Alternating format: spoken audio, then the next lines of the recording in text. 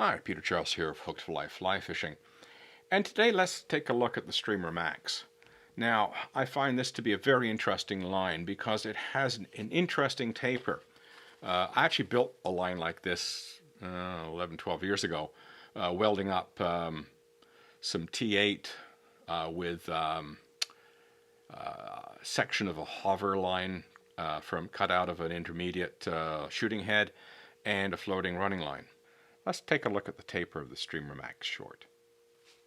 It's built something like the Delta taper of the 40 Plus series, very similar. But what's interesting about it, it has a front end that's a high density sinker, then you have an intermediate belly and a floating running line. Makes it excellent for river fishing. I love using this in rivers where I'm working with relatively deep, fast runs. There's one run in the Grand River that goes through Brantford, and this is the perfect line for it. I mean, when I go fishing that section and the flows are up, around about 50 CMS, I'm out there with this line working weighted woolly buggers and streamer patterns and that sort of thing through it. And there's always big smallmouth sitting in there. So it's really a great line for that sort of situation. I've also used it in Lake Erie off of a boat. And it turns out to be a good stillwater line, even though it's sort of oriented more to rivers.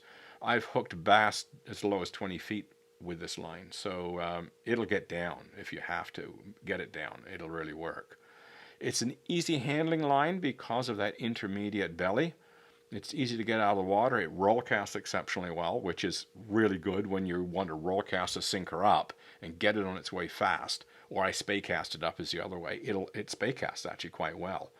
My first experience with the line when I first got one was actually with the Loomis Pro 4X 10.5 foot 5-weight switch rod.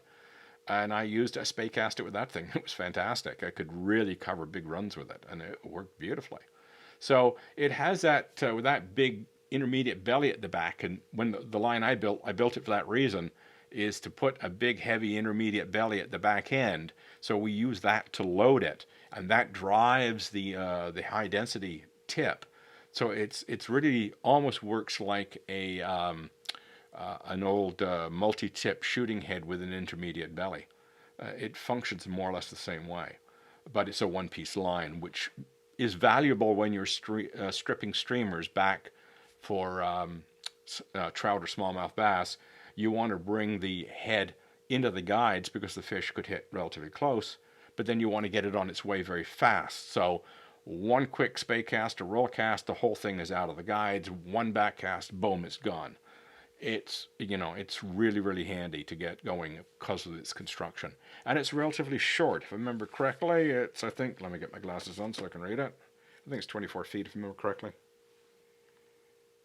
26 feet. So the head is nice and short, so we're able to roll it up and get it going quite quickly.